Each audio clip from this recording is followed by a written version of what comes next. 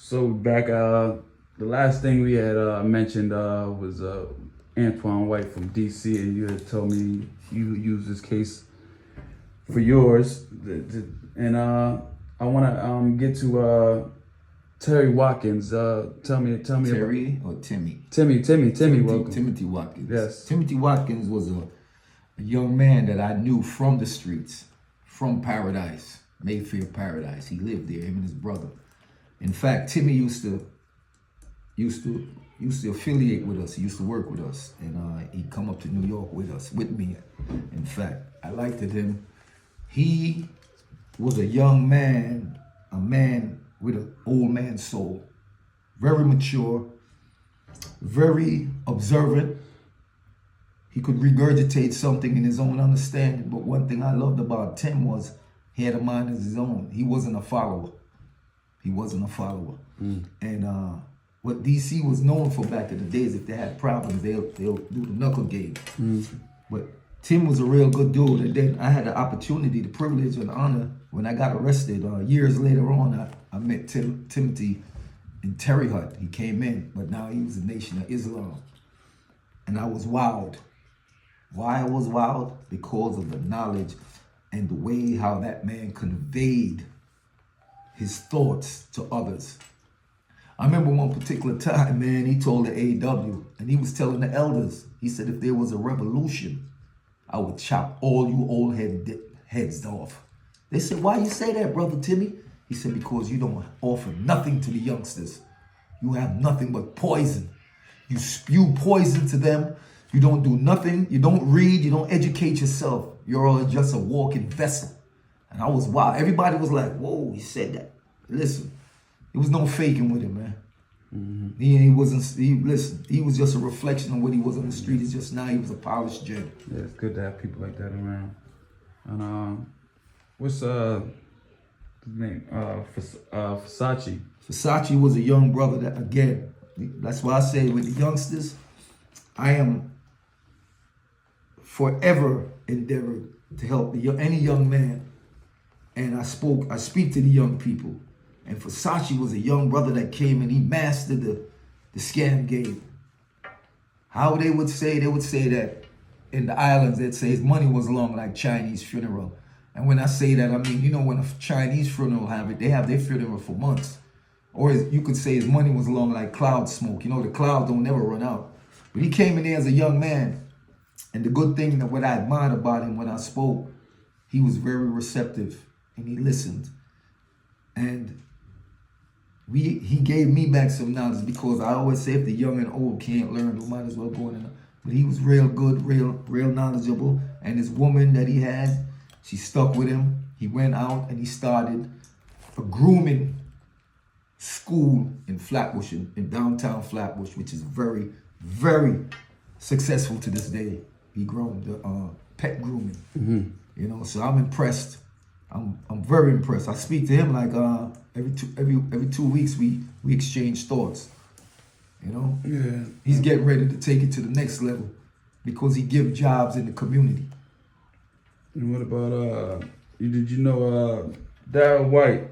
Oh yeah, Daryl White is from Queens. They call him the God. That was the brothers that went to Boston. Now let me explain this. I'm glad you brought that up, because there's been a misconception with Daryl White. We were in Terry Hut and all his co-defendants was there. Dakim and him. And Daryl White, for some reason, people put a label that he's a rat. He's not a rat. Daryl White, what happened was they did a documentary on him. And because he had the same charge that I had, he had an 848, but he didn't have the B, he had the A. That's the kingpin charge. What him and his co-defendants came together and decided that while he told him, telling him, point the finger, when he get on the stand, he would point it back, because he did that to try to break the monotony of the drug amount that they was using. Because in order for you to get a life, you need 1.5, a key and a half that they have to prove beyond reasonable doubt to trigger a life sentence with an 848. So that was something planned. But guys, when they showed it, because I've seen the interview, the commentator said, my God, I don't know why Daryl White got to understand when he did that. So dudes that's ignorant to the law ran with that.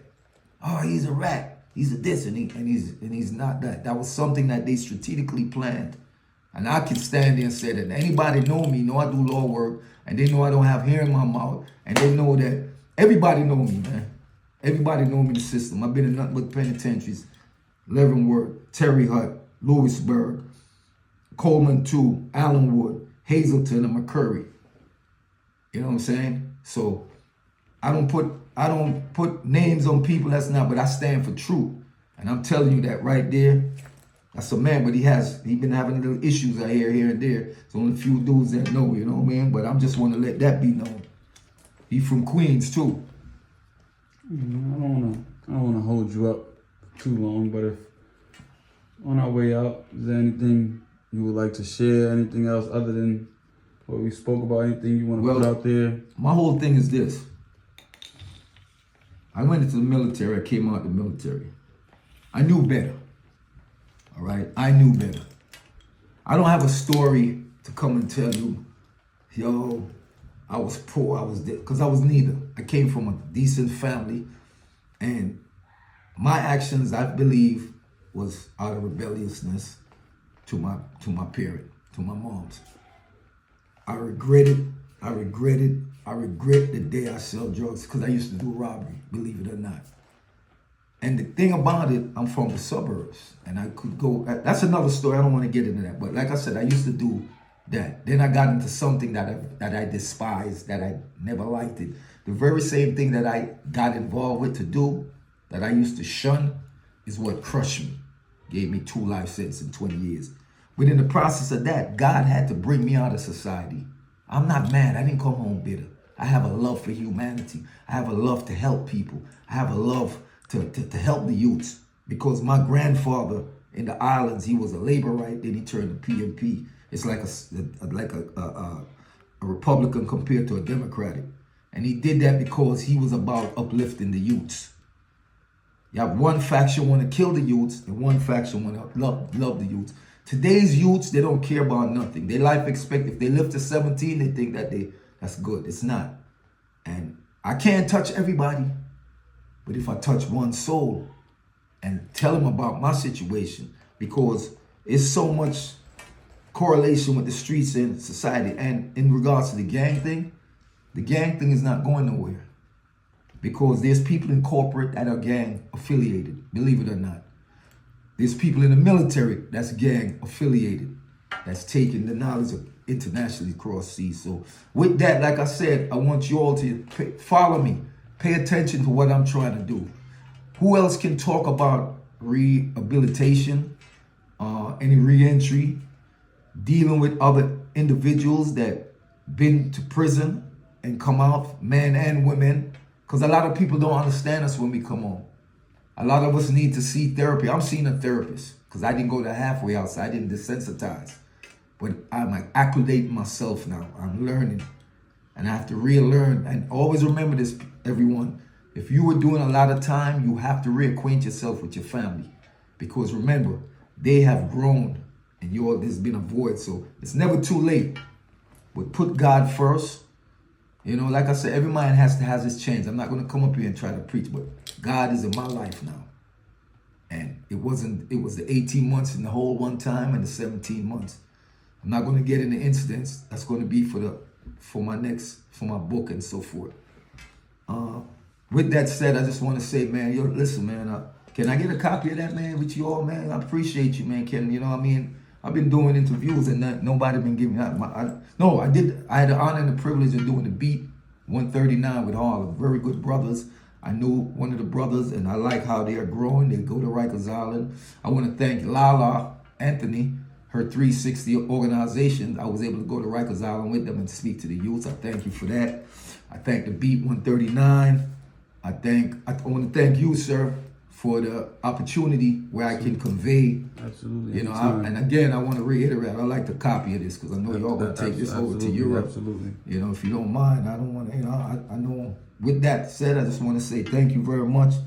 And I hope that your research is for really to help humanity and to help the generation and not to exploit us. Did you hear me? Mm-hmm. As long as there's no exploitation here, because we can make a difference. A lot of my peers do not trust government. And I want to be a conduit from the past to now. Like I said, God has been carrying me, and I'm grateful, and I thank you, and I thank you again, sir. Absolutely. All right. But there we have it. Michael Knott Palmer signing out. Sir Roger Martin signing out with the international news. We'll be back.